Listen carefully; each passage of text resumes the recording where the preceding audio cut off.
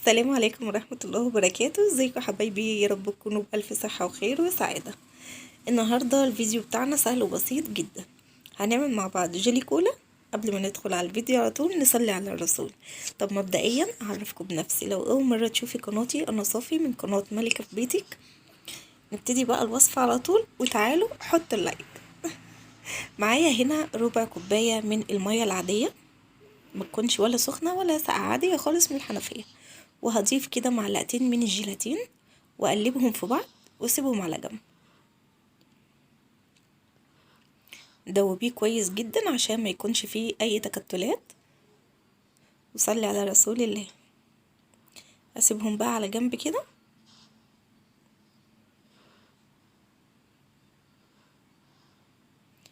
وتعالوا نكمل. معايا بقى هنا الجيلي ده فراولة زي ما احنا شايفين كده، اي طبعا نوع انت حباه وتحبي تعملي الوان بقى. هنا حطيت كوباية، الافضل انك تحطي كوباية الا ربع او نص كوباية من المية. ونص حطيت، لا اسفة، حطيت الجيلي، كيس جيلي، وبدأت اقلبه كده.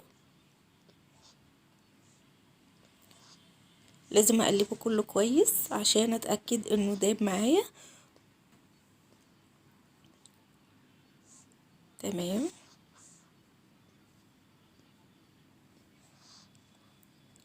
هنروح بقى على البوتاجاز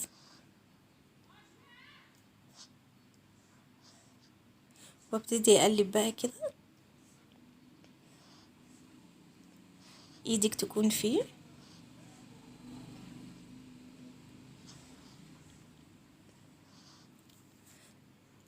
ما تنسيش، انا دايما بحب افكرك انك تذكري الله. صلي على رسول الله.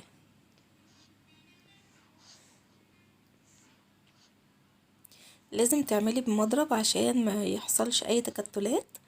وهنبتدي بقى نجيب الجيلاتين اول ما يغلي معانا غلوتين كده.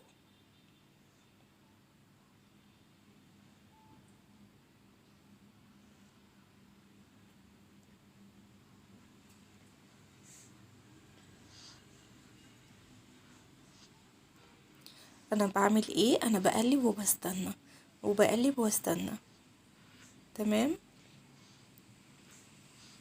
هو كده بقى بدأ ايه يغلي الغلوتين الحلوين اللي احنا محتاجينهم. هجيب بقى الجيلاتين. بصوا اهو. بصوا بقى متماسك معايا ازاي، بس كان عايز يبقى متماسك عن كده شوية كمان، بس انا استعجلت عليه شوية، بس الحمد لله طلع تمام برضو. وبسرعة بقى ايه واقلب. هتلاقوا اختلاف حتى في اللون نفسه.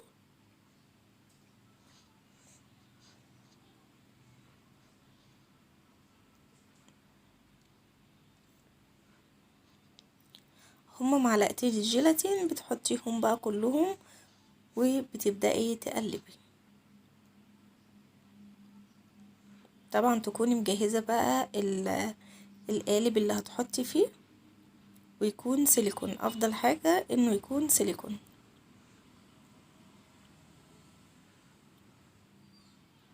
كده بقى خلاص طفيت عليه وهسيبه بس. بصوا يعني ما يكملش الدقيقة، طبعا الجو احنا برد فملحقتش اسيبه عشان ما يبقاش متماسك معايا. وهجيب بقى كده شفشق او كوباية، اي حاجة تكون تقدري ان انتي تعملي بيها في القالب نفسه. بالظبط كده.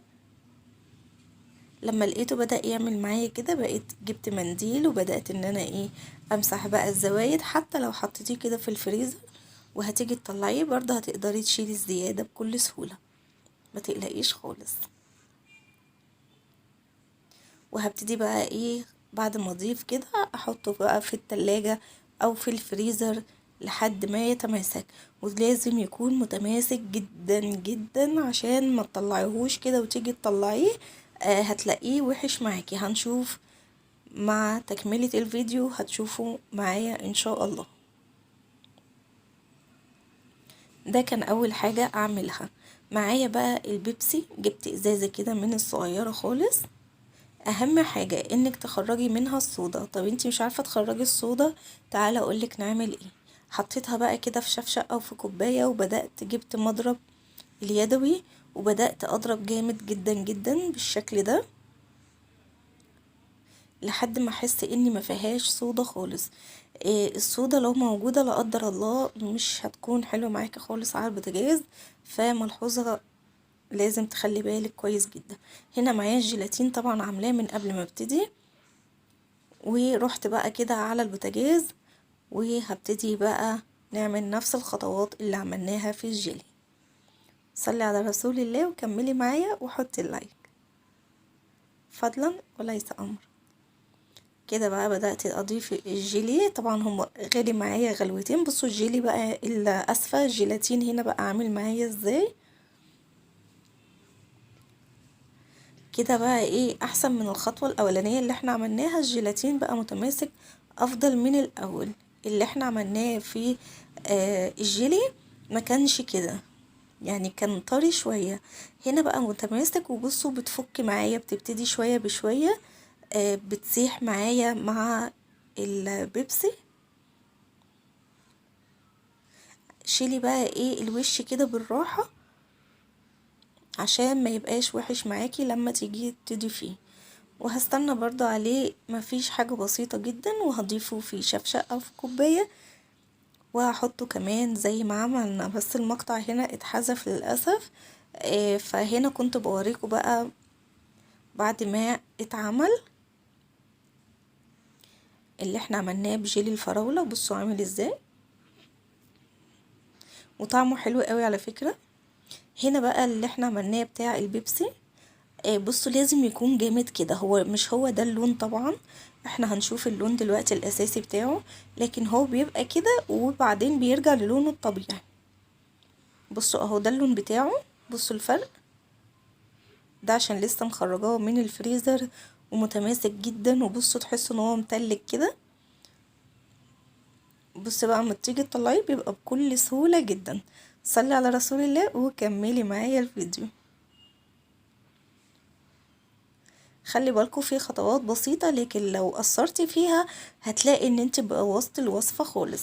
وطبعا كده في التقديم، عايزة تقدميه بقى للأطفال، عايزة انت وانت قاعدة كده في قاعدة كده لذيذة، تحب ان انت بقى ايه، عايزة زي اي تسالي كده تحطيها. عايزة اقول لكم كمان احنا ككبار احنا بنحب اصلا الحاجات دي اللي هي جيلي كولا، الحاجات دي كلها بنحبها جدا. وده كان الفيديو بتاعنا النهاردة، يا رب يكون عجبكم. سهل وبسيط جدا، مكونات بسيطة وحاجة سهلة قوي للأطفال. يا رب اكون قدرت افيدكم لو بحاجة بسيطة. استودعكم الله، والسلام عليكم ورحمة الله وبركاته. دمتم في امان الله.